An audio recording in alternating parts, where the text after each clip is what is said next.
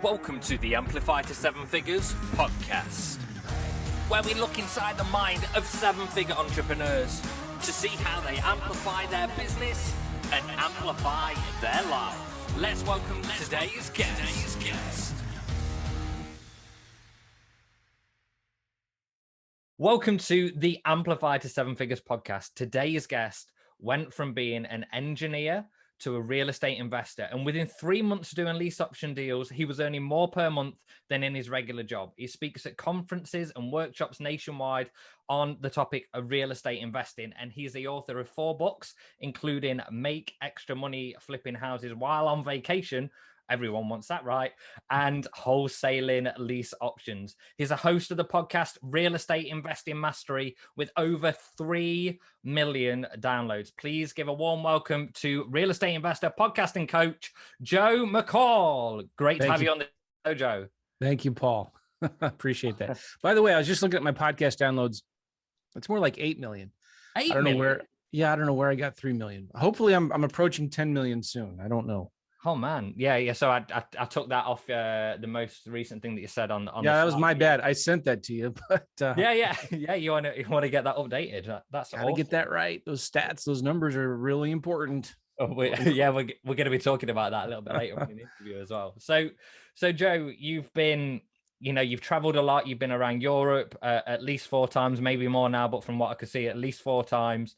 And you've got this philosophy. A lot of people have this philosophy that you've got to work where the thing is happening, right? But so how did you go ahead and run a business while traveling around the world and at the same time having that time with your wife and kids? Well, I wanted a business all along that had low overhead. It was simple to run, could be run from home or from anywhere in the world. And all you needed was a laptop and a cell phone. So I purposely designed well, first of all, let me explain this, rewind a little bit. I was part of a coaching program at the time called Life-inaire. And instead of being a millionaire, it's about being a life-inaire, having life instead of a million. It's not about the money.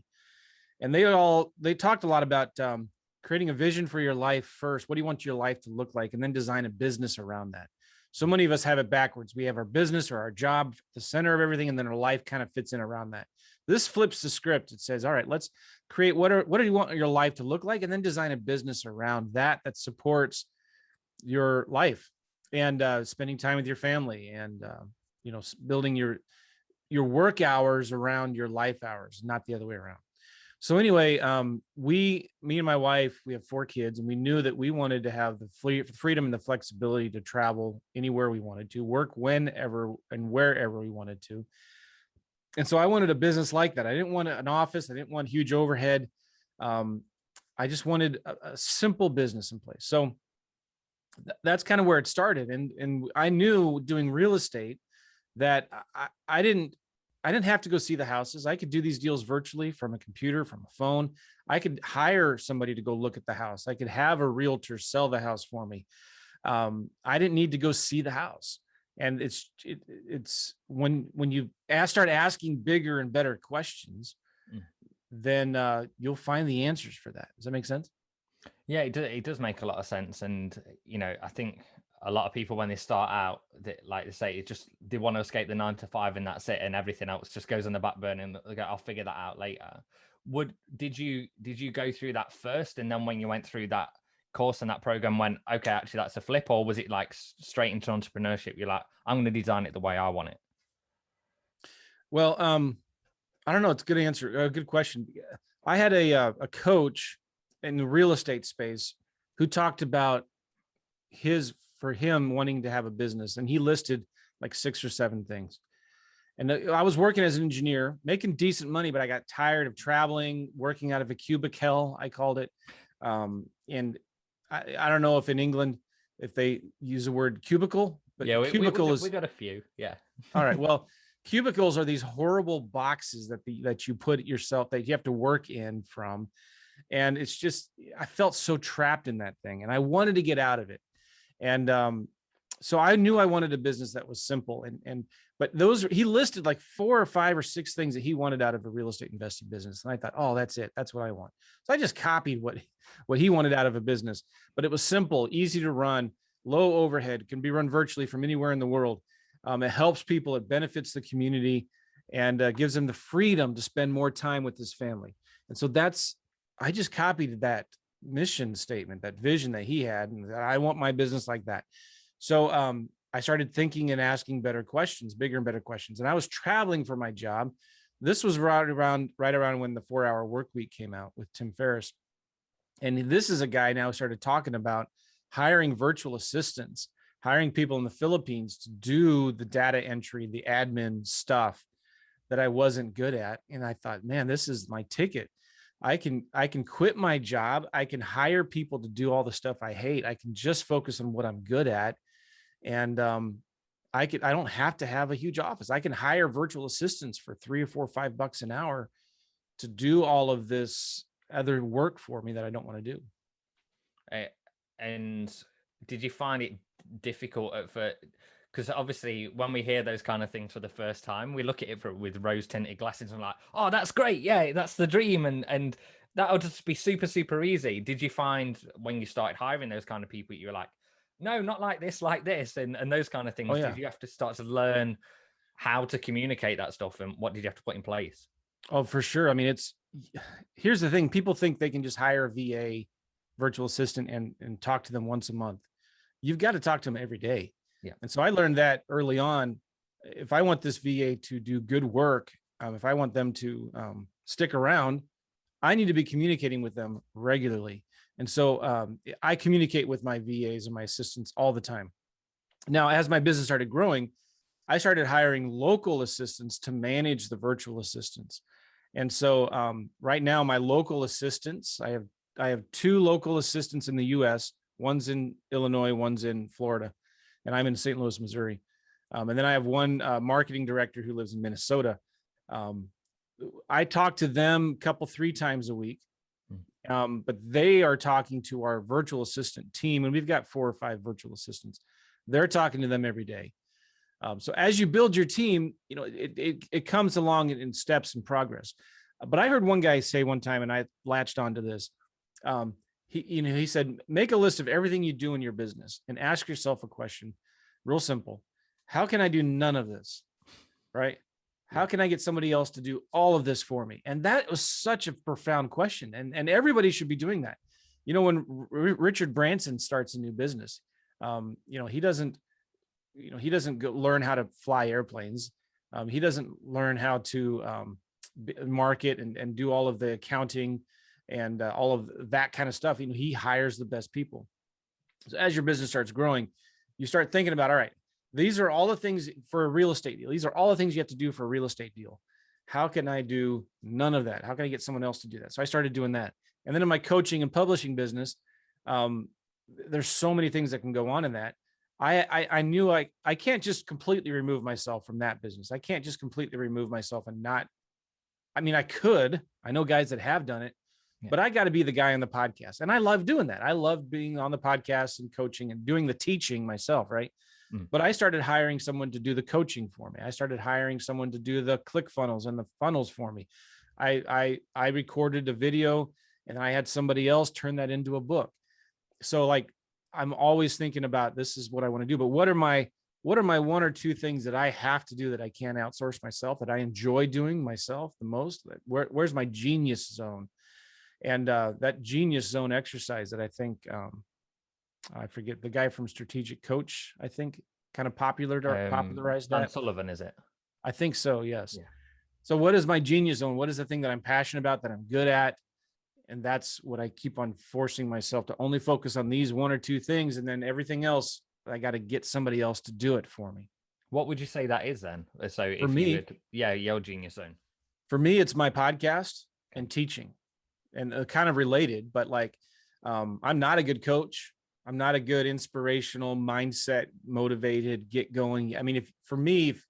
If you want motivation and rah, go watch a Tony Robbins video or something like that. Right.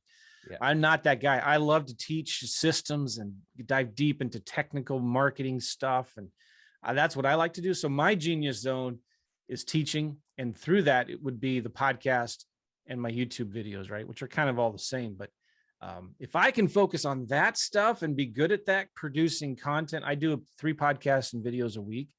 I'm hoping to do more, but I can do more as I start delegating the other stuff out and start playing less golf.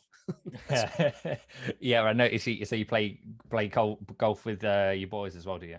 Yeah, I love golf. Yeah, it's a lot of fun. And how do you ever, are you ever responding to things while you're on the golf course, or is that like protected time?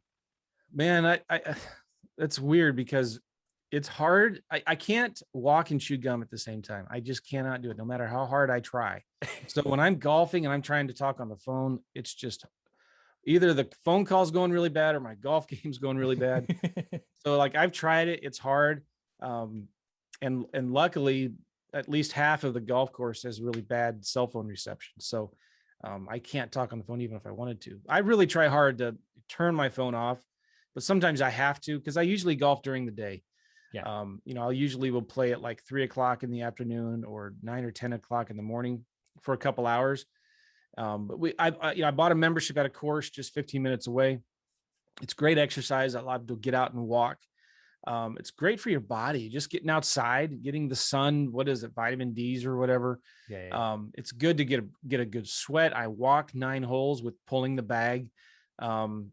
And it's just so nice to get out kind of in the nature. And our golf course, I chose this one because it did not have a lot of houses all around it. It's pretty private.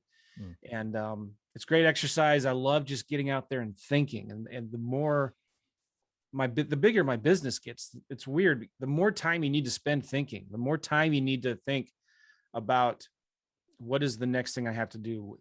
And what's that principle? Like whatever Pareto principle. Space you give your void, it fills out that space. Parkinson's law. Yes.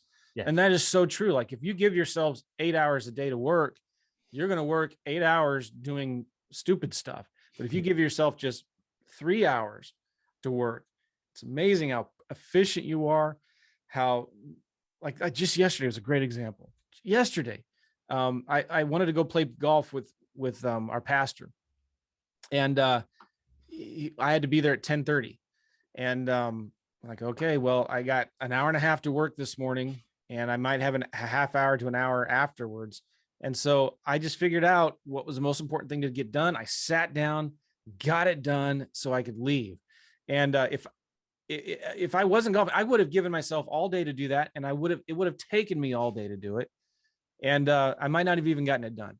But because I forced myself with golf, if it's on my calendar, all right, I got to get this done so I can leave on time. So I can warm up and, so it's like, it forces me to be more efficient with my day. I'd encourage anybody to get a golf membership and just start playing, because it's good for your health. It's good for your mind. And it's just nice to get outside. And you know what I mean? Do you have any nice golf courses near where you live, Paul? Yeah, I took it up last March. So when we hit COVID and all the indoor places were closed, I was a big badminton player. I played that like 2-3 times a week. But so I was like, well, I played golf when I was a kid, so I'll take it up. And yeah, I go once or twice a week. And a lot of the time I'll go on my own. I don't know about you, but do you ever go on your own and maybe? Oh yeah, I go on my own all the time. Or audible books as well. Do you put them in sometimes as well and just go, do you know what, I'm going to listen to something? Or do you tend to have nothing on and just think? 75% of the time, nothing. Right. Yeah. The 25% of the time I have an important phone call I have to do. Usually those are short and sweet. It also forces you to like, yeah, let's get efficient. Let's stop chit chatting. Let's get on. So I can run out of cell signal. Yeah, I know. So, but sometimes I'm listening to a really good podcast or a video. And so I will listen to that while I'm playing, but it's hard even then. It's hard to play golf, walk, figure out what club you have to use next, figure out where the ball is, how far are you from the flag? And it's like, I have a hard time multitasking. So for me, I enjoy not having any audio, just walking and playing and thinking. You see, I automated some of that, Joe, as well, because I went and bought an app that told me which club I should be using. Did you really? Yeah. Which app is that? It's called Golf Pad. Golf Pad? Yeah, I think it only costs like $5, but it tells me which club, how far I am from the pin and all that stuff. So I don't have to think about that stuff now. See, all about you're like automation. I like that. That's the way forward. Joe, that's like really interesting stuff. And I know we went off on a little bit of a tangent, but I think it's whether it's golf, whether it's, just going out for a walk or cycling or whatever it is, I think it's very, very true that as you get further up the ladder, you've got to spend that time thinking. Have Oh, you, yeah. by any chance, read the book Road Less Stupid as well? It's on my Kindle list. I actually bought it and I'm trying to read it. Yes. 100% recommend, because that's all about thinking time. So that's Cool. that's awesome stuff.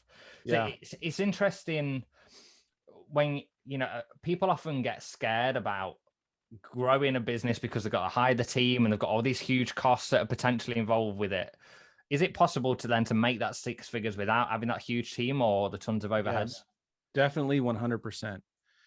And it's possible to have a business without taking on debt and venture capital. And it's totally possible. And I love the book. There's a couple of books that I love about this kind of topic. Ready, Fire, Aim by Masterson, I think his name is. It's such a great book because it's all about, at the beginning at least, you've got to learn how to sell. Marketing is the most important part of this business. And that's one of the things I've latched on to with real estate. We're not in the real estate investing business. We're in the marketing business.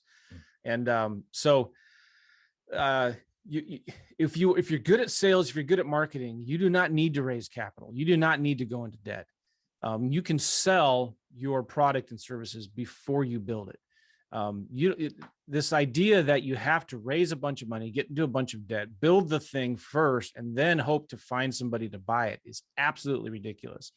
Another really good book is Toilet Paper Entrepreneur? It's the guy who wrote Profit First and Pumpkin Plan. Yeah, Mike Michalowicz. Yes, Mike Michalowicz. I mean, I love that concept of the minimum viable product, learning how to sell it. So it's totally easy to build a 6-figure business. I think even before you quit your job, because it just takes a focused effort. Finding a good niche, finding a niche within a niche, I think is really important. And then focusing like a laser beam on that. So another good book I was going to say was all of the Russell Brunson books, where he talks about how he built ClickFunnels. I just got them right there. The .com secrets, expert secrets, and traffic secrets. He built this $100 million a year business with zero debt, zero investing capital into it. So it definitely can be done. And Brunson's a good example of that because he sold it first. He learned how to sell. He was a student of marketing. And I think anybody who's a real student of marketing can make a business grow without a ton of overhead. And when you talk about a niche within a niche, what was yours that you really, so was it the wholesaling going within that in the real estate? Well, in real estate investing, you've got there's different strategies of real estate investing. There's buy and hold, there's fix and flip, there's wholesaling, and then there's lease options, and there's owner financing and stuff like that. So when I started, I was doing kind of what everybody was doing at the time, which was called wholesaling. It's where you send out a bunch of marketing, you get properties, you get leads, and then you make offers at 60, 70 cents on the dollar. You get it under contract, and then you sell that contract. Well, there's lease options is another strategy that I kind of clinged to. And I started doing lease options where you lease a property with the option to buy it in the future. And I niched it down even more to where I wholesale the lease options. And so it's kind of like a niche within a niche. And then after a year of doing that, a couple of years actually of doing that, I quit my job because I was making more money doing that full time than I was doing in my job. So I quit my job, started doing real estate full time, but then I still had this, I had this passion to teach. I love teaching, started getting invited from different local real estate investing clubs to go to their club and speak and train people how to do this stuff. And at the time there was these guys, the Internet Business Mastery was a real popular podcast back in the mid 2000s. I forget their Jason and something else. They had this podcast called Internet Business Mastery, and they were teaching people how to create internet businesses, teaching their passions. And I thought that was fantastic. And so I bought their program. And then at the time I started my podcast in 2011. And so 10 years ago, and I thought I'd missed the boat back then. I thought I'd missed the wave. The podcasting is not popular anymore. And it just kind of exploded from there. But so in 2011, I started my podcast after like 6 to 12 months of procrastination and overthinking and overanalyzing. I finally started it, teaching real estate investing. And, so I created an info product. I created a course called Wholesaling Lease Options, and it's a niche within a niche. And the cool thing about that was I had other people who already had their courses, their following, their lists that would promote me because it wasn't in direct competition with them. It was a sliver of a niche within a niche. And so I had a lot of people willing to promote me and have me on their podcast or promote my course to their audiences because it kind of complemented or supplemented what they were already teaching. It wasn't in competition. And that's why I love the niche within a niche, finding that, And do you think coming from a real estate background as well, when you came more into the marketing world, it was easy to make those kind of JV partnership deals because you could kind of see it playing out already of go, okay, how can I make that a win for them and a win for me and then a win for their audience? Yeah, the Dream 100 concept, that is so important. And I was doing that before I even knew what it was called, but I would look at somebody who had what I wanted, somebody who was where I wanted to be. And I just started asking, like, how can I help them grow their business? How can I help them make more money? And so I would start volunteering to go speak at their workshop or do a podcast for them for free. Like one lady in particular, she was creating a new course, and I offered to teach her students. This was back when she was doing DVDs, And so I said, we recorded ourselves through, like, I think instant teleseminar, like a teleseminar thing. And so I just taught for about 3 hours, everything I do and all the nitty gritty details. She took that recording and put it into her course, and I got zero money from it. Right. I just wanted to help build her value and help her. So she was able to create a new course and feature me on there. And not have to pay me anything. And so then what happened was she sold a lot of that. And then her customers started liking me and they started following me. And then she started inviting me to speak at her events. And I started volunteering to help her coach her students for free as well. And then that just started opening doors. Like what I mean by that is, like, I would do weekly coaching calls for her, teaching her students without getting paid. But that started opening doors then to other speakers, other influencers that had audiences. And then and I would even ask her sometimes, I say, hey, you know what? I got some opening. Do you know anybody who maybe you can recommend that I can go speak for them? Or, I have a little course. Do you know anybody that would be willing to promote it? And so she started recommending me to people that I could never get to. Right. So, like, when you're looking at your Dream 100 or your list of people that you want to be like or be able to, it's a good old boys club, and that's no matter how unfair you think that is, there is a good old boys club. How do you get in it? Well, you get in it by being a servant, being willing to help other people in that good old boys club to grow their business and to give them more exposure and help them make more money. And if you can offer to help them for free, they'll let you in, right? And then if you're cool and if you're nice, and they like the value that you bring to their audience, they're going to promote you back, and they're going to give you a platform. They're going to give you a stage where you can now, have the audience that you're looking to get and build. It makes sense. Yeah, 100% makes sense. I mean, we did something similar. We did a show called Bill My Bot Friday where we said, hey, we'll build you a bot for free live on Facebook and you can take it away and use it in your business. And that meant we had people like John Lee Dumas on there. And then that opened up, obviously that opened up a catalyst for everything else. So I can 100% relate to where you're going on that. How long did you actually do that weekly coaching for people for free? Yeah, just a few months. I don't remember exactly, but in fact, the current guy I work with, we've been working together for like 5 years. He's kind of my coaching business partner and my main sales guy. He kind of has his own business now, but it's a long story. But he wanted to work with me. And so he approached me and said, hey, listen, I'm really good on the phone. And I liked him because I knew he was a nice guy and he had integrity. And he said, I'm really good on the phone. What if I sold your coaching for you for 3 months and you didn't have to pay me anything? Because I'm not good on the phone in terms of sales, like selling people into a coaching program on the phone. I'm not good at it. I'll spend an hour on the phone, right? I'll never ask for the sale. And if they say I need to think about it, I say, okay, fine. Let me know. I'm not like, you can't do that. Like if you're selling coaching, it needs to be like, you need to be all about the business of that. So anyway, he's good at that. I said, okay, yeah, let's do it. So he worked for me for free for 3 months, didn't ask for any commissions. And he was actually better than the sales guys I had at the time. Wow. And so I said, all right, after like 3 months, I said, I'll start paying you for it. And he said, great. And then we started working together. He was actually doing real estate himself too. And so we started partnering on real estate deals and the coaching side of the business. And we're still working together now, 5 or 6 years later. But that's a great example of, he saw that he wanted to tap into my audience, and I was totally willing to share it with him because he was bringing me so much value. It was a no-brainer.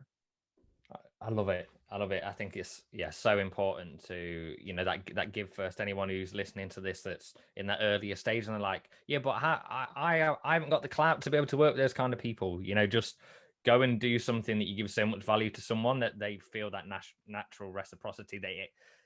Well, let me give you another example, because I think this is really important. Russell Brunson, who a lot of people know Russell, and I got to write a chapter in 2 of his books. This is the 30-day book that he has. Go to 30days.com. And it's a book on, like, if you had to lose everything and you started from scratch, what would you do in 30 days? And so I wrote a chapter in this. Russell and I became friends, and I'm in his inner circle coaching program. And he's just one of the nicest, most genuine, amazing guys. Like, he really, really does care. He's got haters out there. I don't know why, because he's so successful or something, but super nice guy. Well, anyway, he had 3 really crappy properties in St. Louis that he bought at the height of the market. And he probably doesn't like me talking about it, but I'll keep it short and sweet. Like, he bought these things at the worst time from a shyster who should have never sold these deals to him. He bought them sight unseen. They promised him that it was going to be super easy. He was going to make a lot of money. And it was a huge mistake. Well, fast forward. So that was probably 2006 that he bought them. Fast forward about 7 or 8 years, he still owned these things. And it was just a disaster. He couldn't find anybody to help him manage them, fix them up. They were in a crime war zone, really bad area. And so a friend of mine connected us and said, hey, a friend of mine told him, I got a friend in St. Louis who maybe can help you with these properties. So I talked to his assistant. It was really hard to get a hold of Russell. And I said to his assistant, I said, yeah, I'll help him with these things. So I looked at him, and I decided, all right, well, I'm going to help Russell for free. Because I just want to help him, because he's such a cool guy and I've gotten so much value from him. So I said to him, all right, there's 3 things I can do. Number 1, I can buy them from you, but I'm not going to lose money on these things. So I gave him an offer to buy them from him, which was really cheap, like probably 30% of what he bought them before. But he bought them for ridiculous. And then I also offered, I said, all right, or I can sell them for you. I'll just list them for you on the MLS, and I'll sell them for you, and I'll waive my commissions. I'll just sell them for free. You don't have to pay me anything. Or third, I will help you fix them up. I'll manage you pay for the rehab, but I'll manage the contractors for you, and I'll manage the rehab. I'll get them ready to rent, and I'll find a good property manager for you, and I'll manage the manager for you, so you don't have to worry about it anymore. Well, he picked the third option. And so over the next 6 months, I helped him, and I never talked to him. I was talking to his assistant, but I helped him manage the properties, get them fixed up, and then re-rented.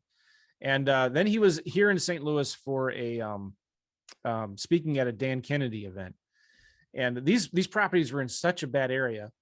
And so I emailed his assistant. I said, hey, listen, if he's in town, I'll go take him to look at the properties if he wants. But I said, they're in such a bad area, I'm only going to take him early on a Sunday morning. And he said, okay. So I picked him up at like 7 a.m. on a Sunday morning, and he was on his way to the airport anyway. And I had this old beat up diesel truck that really stunk. It was stinky because like, it's just this loud diesel truck. And I was embarrassed, but that was the vehicle that I had at the time. I don't care too much about cars. He doesn't either. But anyway, I picked him up on this beast. It's this huge truck. And we drove through the inner city in these really bad areas to look at the properties. And I could tell he was pretty shaken up, like, oh my gosh, what did I do? Why did I buy these things? But I just said, listen, man, I'll take care of it for you. And he was so appreciative that I was willing to help him without asking for anything in return. And so towards the end, as I'm taking him to the airport so he can fly home, he gave me his cell phone. And he's like, man, if there's anything I can do to help you, let me know. And I said, yeah. I said to him, I said, is there anything more I can do to help you? And he looked at me kind of funny. And I remember so clearly, I hope he doesn't mind me sharing this, but like, I felt like he was surprised that somebody was asking him that, because he's so many times people asking him to do them favors or whatever. I said, is there anything I can do to help you? He's like, no, man, you've helped me so much. And he said, is there anything I can do to help you? And I honestly, at the time, I couldn't think of anything. And I said, well, I'm working on this funnel, selling this with this webinar, selling this course or something. Do you have any programs that like, I think at the time, I don't remember if he hadn't started, or he had just started ClickFunnels. Oh yeah. He was only about a year, 6 or 12 months into ClickFunnels. He said, well, I'm thinking about starting this mastermind. Why don't you join it? And then he was doing these workshops called Ignite at the time. I forget all the details, but anyway, we became friends, and got to hang out with him a couple, 3, 4 times a year at his masterminds. He asked me to write a chapter for his 30-day book. And also there's another book called the Brick and Mortar Funnels, building funnels for brick and mortars. Oh yeah. But my whole point in that is Russell's a super cool guy, super nice and genuine. But the other thing is find somebody that you really look up to, that like you respect, and just say, hey, listen, how can I help you grow your business? How can I help you make more money? And how can I help you deliver more value to your customers? So like, I didn't ask for anything to write this chapter of the book. I just wanted to help him create a real valuable product that he could sell that would grow ClickFunnels. And I put a lot of effort and time into that book, like in that chapter of just really like, how can I help his audience? Right. And it always comes around. And, in this book, if you go to 30days.com, you'll see me. I'm one of the first featured people on there. But it's a really good book. You can get it 30days.com. I highly recommend it. And there's a lot of really good, valuable things in this from a lot of different people. So what goes around comes around. You reap what you sow, right? Yeah. It's so important. And I really appreciate you sharing that story, that it shows it doesn't matter who the person is. And, and it's also timing, so if you'd done that now and you only just got to know Russell now, it might have been a lot even harder to have that conversation, because now he's in that situation where you've probably got to go through 3 layers of people even to get to his assistant. So it's also, and I don't take advantage of that either. I haven't texted him in a long time because I just want to be super careful with that, but he did the same thing for Tony Robbins and Dean Graziosi. And he's told this story before in his podcast. Dean Graziosi and Tony Robbins were going to be doing this, this new venture, this new launch. And it turned out to be the biggest launch in internet marketing history. And I think they're doing it for the 3rd time now as we record this right now. Russell wanted to kind of get in the good old boys club, which that's about as exclusive as it can get with those 2 guys. Right. So what did he do? He went and bought the domain mastermind.com for almost $1 million. And he just said, here, and he gave it to Tony and Dean without asking for anything. He said, I know you guys are doing this. And so I bought this domain, mastermind.com, incredibly valuable domain, right? And he just gave it to them. And then they're like, oh my gosh, this is amazing. What can we do for you? Right. And then it's just like, well, maybe I can, help you with this promotion thing that you're doing. And he became one of the partners in it.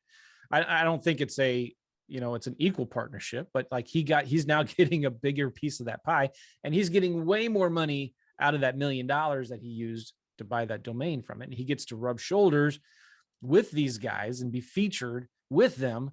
Right. So it's all about then like thinking in terms of that. How can I help these people? This applies to real estate, to info marketing, to publishing, whatever your business is, Yeah, it's super, super valuable. And I think some people can really take something away from that overall. So Joe, I'm interested because you strike me as the kind of person, it's very much about family and building the life that you want. and a life by design. So what do you want to be remembered for when you die? Well, good question. I don't care too much about, this sounds weird maybe, but like, I don't care too much about what the world thinks of me. What I care about mostly is what my family thinks of me. Yeah. And so on my vision statement is this one phrase: I want to dance with my wife at my grandchildren's weddings. And like, that for me speaks everything that's most important to me, right? Like, I want to be able to be married to my wife for 70 years. I want to be old enough and healthy enough that I can dance with her at our kids' weddings, right?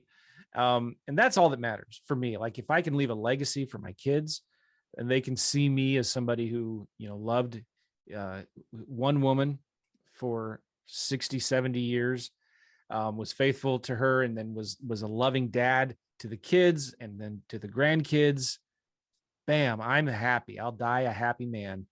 I think that for me, that's the most important part, right? And so yeah, I get, and the other thing is we do give a lot of money to our church and to charity. And so I'm hoping that I can use, I believe we've been blessed to be a blessing. So I'm really big on, we give a lot to charity. I don't want to brag about that, but like, we do. And there's a really good book that I loved called The Blessed Life by a pastor named Robert Morris. Such a good book that really changed my life. It's like, I get to give, and I get to be, the more I give, the more blessed that I get, right? And so it's an exciting journey, right? Yeah, and the like I say, the opportunity to be able to do that, and you don't realize a lot of the philanthropy that people do, because like you say, that there's the different kind of people say, hi, I give to charity, to say to everyone I give to charity, and there's other people that say it's just something that I want to do and I'm not going to tell people about it. So yeah, I mean, credit to you that you do give so much to charity. That's amazing. So Joe, I'd like to know, what is one, and I know our audience would like to know, is what is one quick win that people can use today to amplify their business? The thing is kind of what we were just talking about. It's sit down and really write down a vision for your life first. What do you want your life to look like? And put it on a calendar. All right. So you want to have breakfast with your kids every morning. Put that in that calendar from 8 to 9 a.m. or 7 to 8 a.m. or whatever it is, right? You want to go on a date with your wife once a week. Put that on the calendar. You want to go on 4 vacations a year. Put that on the calendar. You want to take Monday, Wednesday, Friday afternoons off to play golf. Put that in the calendar, right? So you fitness and working out and reading and meditating in the morning, and having lunch, and like all of that stuff what you want to do with your life. Write that stuff down and put it on a calendar.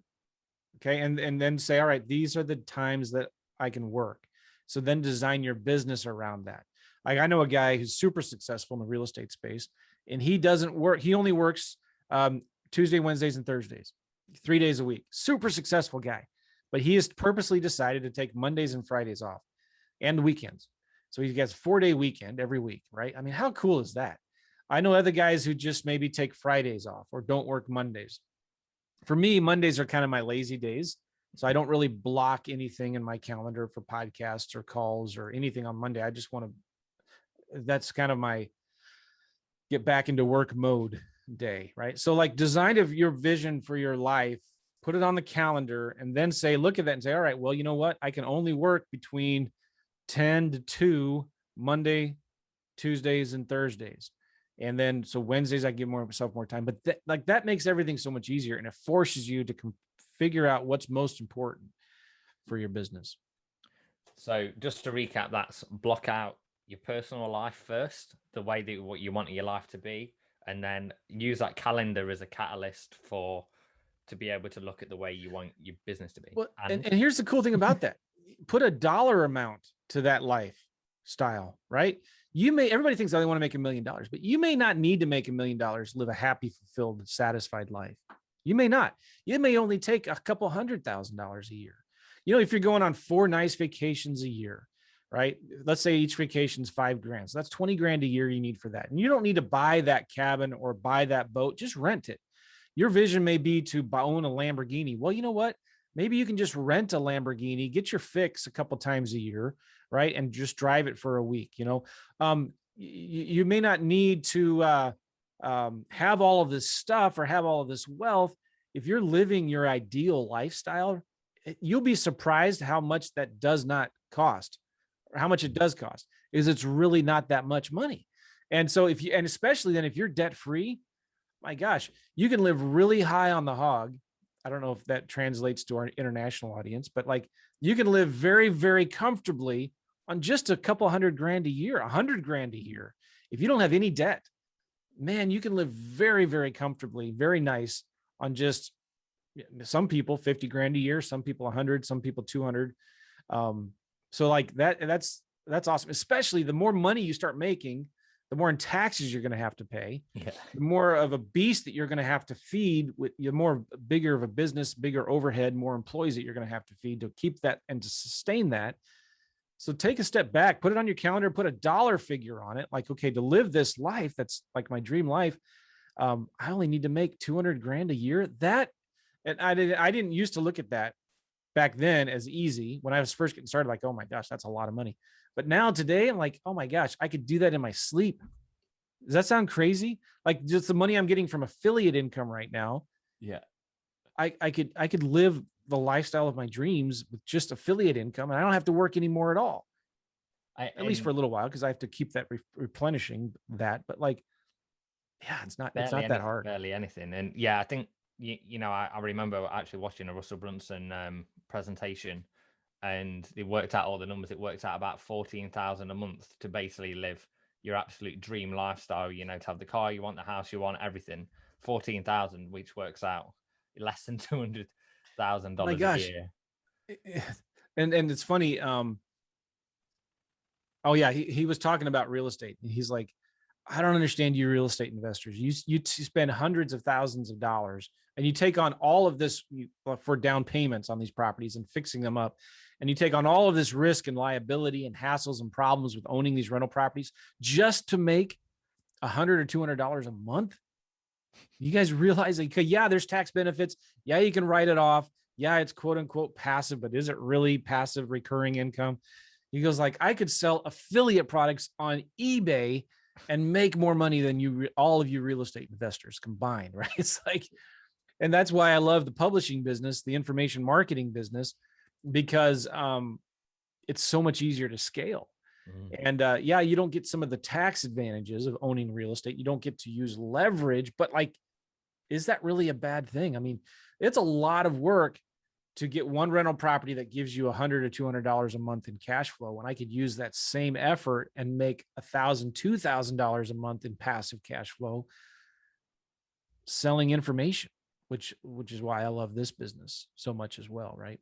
And that's a fantastic message to leave today's podcast on. Joe, it's been amazing to have you on the show. Where can people find out more about you? JoeMcCall.com. That's my main website. I have a YouTube channel, Joe McCall. Just subscribe to that. I do about 3 episodes a week on real estate related stuff. I have a podcast, Real Estate Investing Mastery. But if you just go to JoeMcCall.com, I'm not big on Instagram. I wish I was, but you can follow me on Facebook. And you've also got a site. Is it Partner with Joe? Is that right? Yeah. My new course, my new program I'm selling at $7 a month. It's called partnerwithjoe.net. Partnerwithjoe.net. If you're interested in learning real estate, using what I do and what I teach, I'd really recommend just going to partnerwithjoe.net and signing up there. It's an incredible, I put so much work and effort into that thing. It's one of the best programs I've ever created. And it's just $7 a month. Wow. That is amazing, Joe. I really appreciate you being on the show today and sharing your knowledge and insights and stories. You've been listening to the Amplify to 7 Figures podcast with me, Paul Ace, and my amazing guest, Joe McCall. Remember, amplify your business and amplify your life. Bye for now. Thanks for listening to the Amplify to 7 Figures podcast. To access the show notes, episodes, and this month's giveaway, head over to www.amplifyto7figures.com. Remember, amplify your business, amplify your life.